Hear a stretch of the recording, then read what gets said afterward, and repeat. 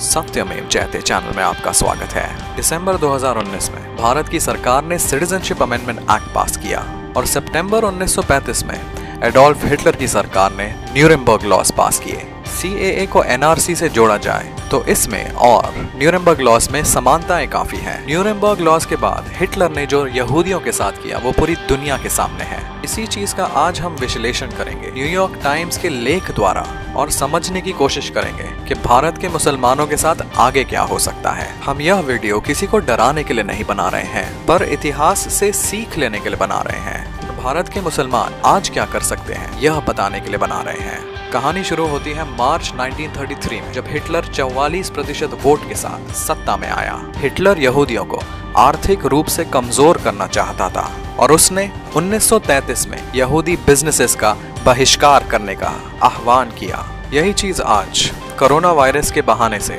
भारत में की जा रही है। 1933 में ही हिटलर ने एडिटरशिप लॉ पास किया। इस लॉ के हिसाब से कोई भी अखबार का संपादक यहूदी नहीं बन सकता था और यहूदियों का पक्ष रखना अखबारों में मना था। हिटलर के प्रोपेगेंडा मिनिस्टर गॉबल्स ने 1933 और 1945 के बीच में 1300 पिक्चरें यहूदियों के खिलाफ और हिटलर के प्रोपेगेंडा के प्रचार में बनाई। यही चीज भारत में 2014 से की जा रही है, जहाँ पे कई बड़ी पिक्चरें बनाई जा रही हैं, जिसमें मुसलमानों को खलनायक दिखाया जा रहा है और उनके इतिहास के साथ खिलवाड़ किया जा रहा है।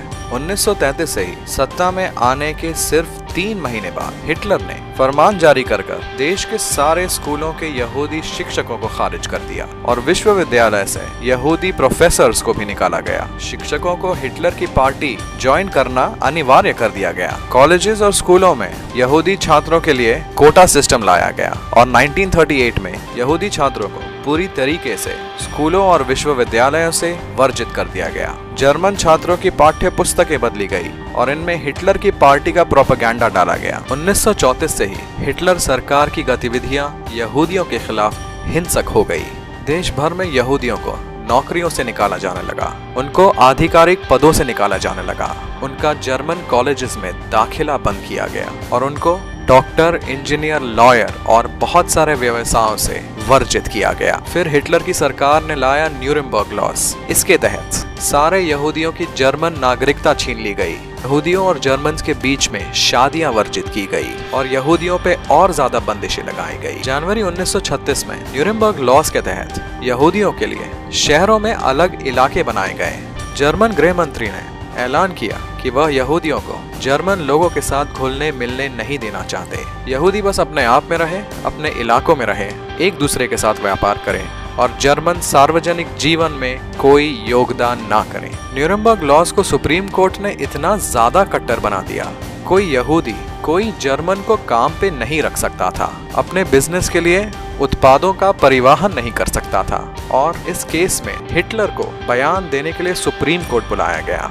जैसे ही हिटलर यूरोप के देशों पर कब्जा करता चला गया, उसने यह न्यूरेमबर्ग लॉज पूरे यूरोप में लगाए। 1945 आने तक यहूदियों को डिटेंशन सेंटर्स में डाला जाने लगा। जो यहूदी शारीरिक रूप से स्वस्थ थे उनसे काम लिया जाता और जो काम नहीं कर पाते उनको मार दिया जाता। इस तरह हिटलर ने पूरे यूरोप 12 साल में 60 लाख यहूदियों को मारा। जब यह चीजें यहूदियों के साथ जर्मनी में हो रही थी, यह पूरी दुनिया को पता थी। न्यूयॉर्क टाइम्स और विविध अखबारों के द्वारा यह चीजें पूरी दुनिया में फैलाई जा रही थी, पर यहूदियों के उत्पीड़न ने दुनिया को सक्रिय नहीं किया। जब हिटलर ने एक तरफ रशिया पर और दूसरी तरफ इंग्लैंड पर हमला किया, तब दुनिया सक्रिय हुई और यही चीज आज मुसलमानों के लिए पूरी दुनिया में देखी जा सकती है। चाइना में, बर्मा में और भारत में मुसलमानों को अपनी धर्म की वजह से मारा जा रहा है, पर दुनिया चुप है और इन देशों के खिलाफ कोई कार्रवाई नहीं की जाती और यही चीज भारत में मुसलमानों के साथ होगी। इसीलिए भारत में मुसलमानों को सिर्फ अपने आप पर निर्भर होना होगा। मुसलमानों में जो भेदभाव है